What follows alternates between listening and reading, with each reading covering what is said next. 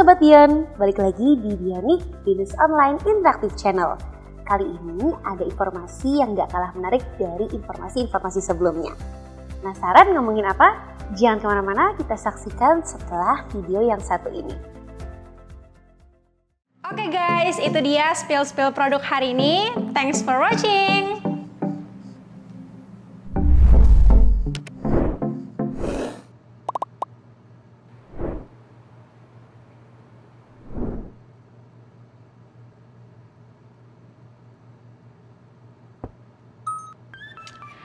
Guys, jadi aku mau jelasin ke kalian kalau aku itu kuliah di Binus Online. Kuliah di Binus Online itu benar-benar fleksibel banget. Aku bisa langsung menggeluti bidang yang aku suka, tapi nggak lupa juga sama kuliah.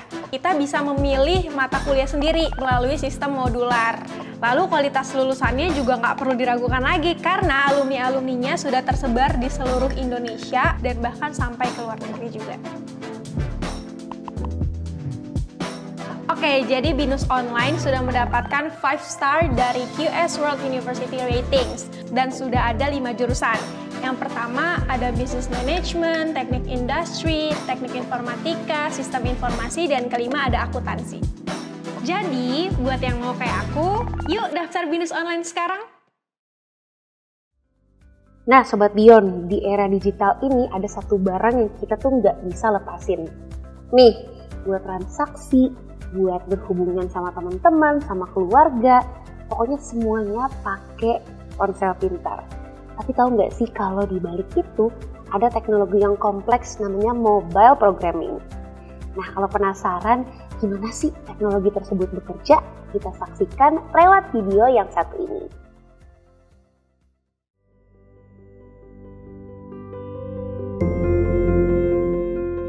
Selamat datang di materi Mobile Programming. Perkenalkan, nama saya Devridy Pratama, dan melalui video ini kita akan membahas pengenalan dasar mengenai Mobile Programming.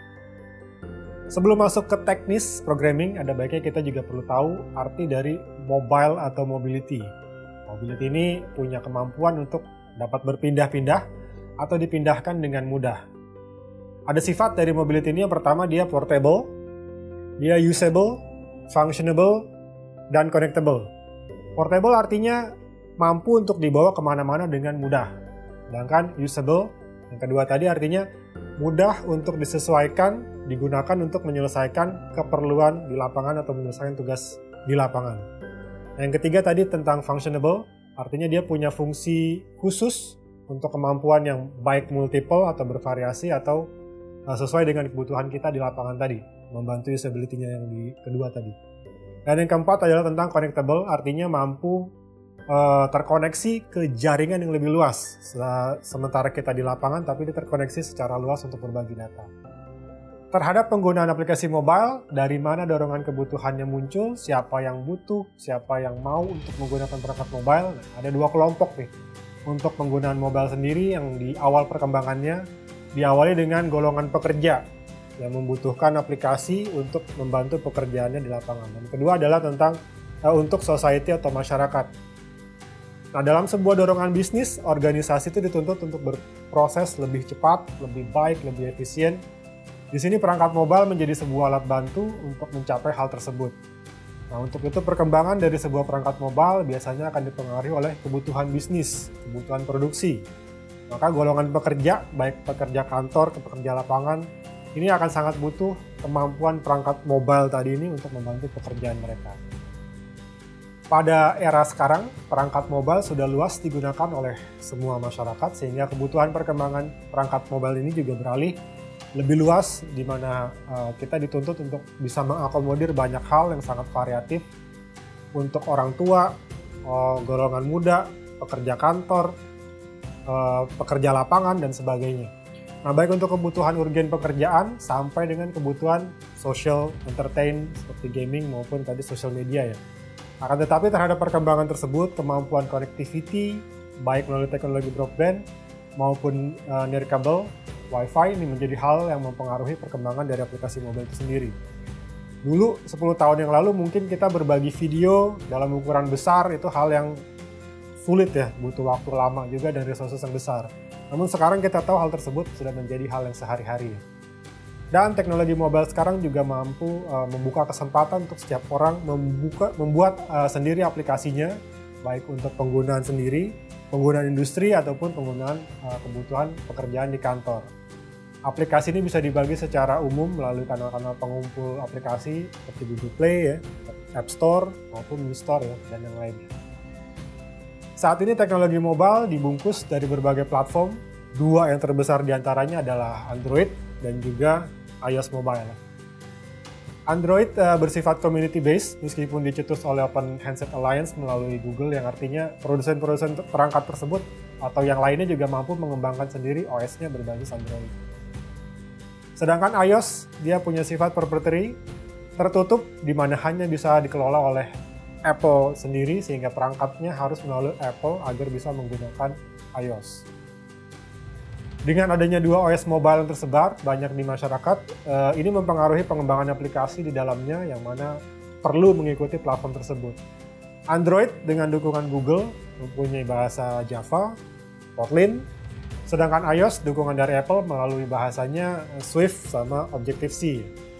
Di luar itu juga sebenarnya berkembang beberapa bahasa dengan basis seperti JavaScript melalui React Native yang bisa melakukan pengembangan aplikasi secara hybrid, ya, untuk mengakomodir biasanya dua platform tersebut, Android maupun iOS.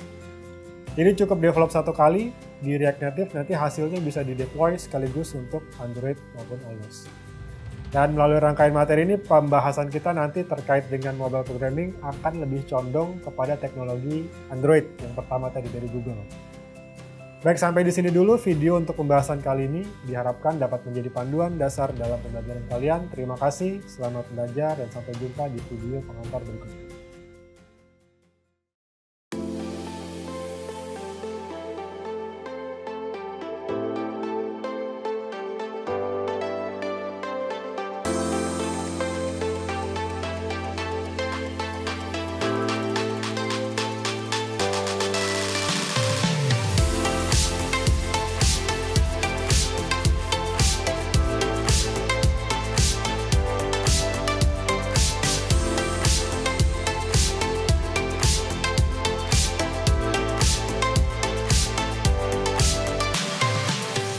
Ketemu besok langsung wisuda. Setelah itu online lagi. Ini yang nggak angkat tangan dari mana? Luar angkasa.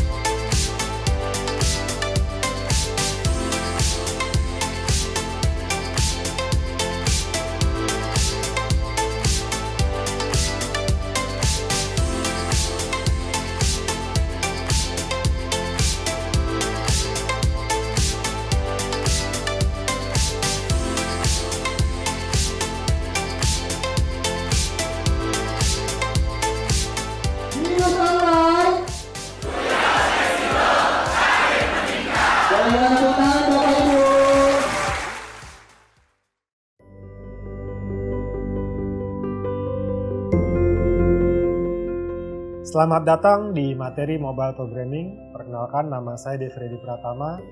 Dan melalui video ini kita akan membahas mengenai arsitektur dan life cycle dari aplikasi mobile Android. Secara arsitektur, pertama, secara common model kita tahu arsitektur client server, di mana satu atau lebih klien akan request informasi dari seperangkat server. Dari model arsitektur ini kita bisa lihat dalam pola komunikasinya melalui layers dan tier. Layer artinya pembagian fungsi aplikasi dalam sebuah rangkaian sistem. Layer dapat dibagi-bagi menjadi bagian-bagian khusus atau tidak sama sekali. Jadi artinya sebuah arsitektur bisa tanpa layer atau dengan layer yang secara general dibagi menjadi 3 layer. Yang pertama, layer presentasi, layer business logic, dan yang ketiga adalah layer data access. Layer presentasi ini berarti aplikasi atau kode di dalamnya memiliki tujuan untuk penyusunan seluruh kode yang berhubungan dengan tampilan presentasi user interface dari aplikasi kepada penggunanya. Sedangkan layer business logic ini aplikasi atau kode di dalamnya ini memiliki tujuan untuk menyusun kerangka-kerangka atau fungsi-fungsi kerja yang dimiliki oleh tiap tombol maupun trigger dari aplikasi. Dan yang terakhir, layer data access, ini berarti aplikasi ini atau kode di dalamnya punya tujuan untuk menjadi jembatan antara aplikasi dengan sumber data, biasanya adalah database. Pengelompokan ini akan lebih mempermudah pengembangan dalam maintainability-nya nanti dari aplikasi apabila perkembangan aplikasinya menjadi semakin kompleks. Tadi layer, sedangkan tier berarti pembagian sistem aplikasi pada beberapa mesin yang memiliki fungsi khusus. Nah, tier ini bisa berarti implementasi modul aplikasi pada mesin berbeda sesuai peruntukannya. Misalnya mesin database terpisah dengan mesin business logic atau tier aplikasi, atau mesin business logic terpisah dengan mesin presentasi atau presentation tier. Nah, dengan menerapkan tier berarti investasi terkait environment, karena mesinnya banyak ini, investasi dari environment-nya tentunya akan menjadi lebih besar. Nah, untuk itu penerapan tiering biasanya akan bergantung pada kebutuhan, kemampuan dari organisasi tersebut. Jadi kita bisa pilih mau single tier atau multi tier, 2 tier atau 3 tier, yang tentunya di dalamnya bisa dikombinasikan dengan penerapan tadi, layering. Dalam teknologi platform Android, di dalamnya juga memiliki arsitektur yang kita sebut dengan arsitektur Android, yang akan terdiri dari modul Linux kernel sebagai basisnya, modul libraries, modul Android runtime, modul applications framework, dan modul applications. Sebuah aplikasi yang berjalan pada platform Android akan memiliki life cycle atau masa hidupnya, mulai dari activity pertamanya terbentuk, sampai tersimpan ke memori, sampai dengan aktivitas tersebut di-destroy atau dirilis dari memori. Atau pada saat aplikasinya dibuka sampai aplikasinya di-clean atau ditutup ya sama usernya. Di antara state dari lifecycle aplikasi Android atau activity-nya ada on create, on start, on resume, on pause, on stop, on destroy, dan on restart. Lifecycle tersebut ada untuk menyusun manajemen yang efisien bagi platform Android agar pengguna aplikasi di dalamnya tuh nyaman, karena teknologi dari perangkat mobile sendiri masih berkembang, tidak sematang teknologi dari PC atau laptop ya, di mana kapasitas mungkin dari mobile biasanya akan terbatas dari memori dan perangkat lainnya. Sampai di sini mungkin pengantar untuk pembahasan video ini, diharapkan dapat menjadi panduan dalam pembelajaran kalian. Terima kasih, selamat belajar, sampai jumpa di video pengantar berikutnya. Nah, gimana Sobat Bion? Udah tahu kan sekarang kerennya teknologi di balik ponsel pinter kamu yang bikin semuanya jadi gampang.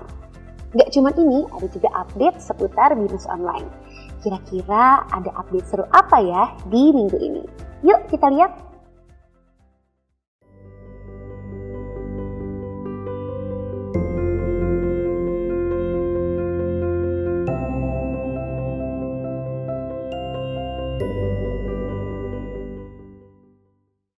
Nah Sobat Bion, semoga informasi kamu tentang mobile programming semakin bertambah ya, dan semakin luas wawasannya. Jangan lupa untuk saksikan Bionik setiap hari Selasa jam 1 di Binus TV Channel. Kalau gitu Diandra pamit, sampai jumpa di episode selanjutnya.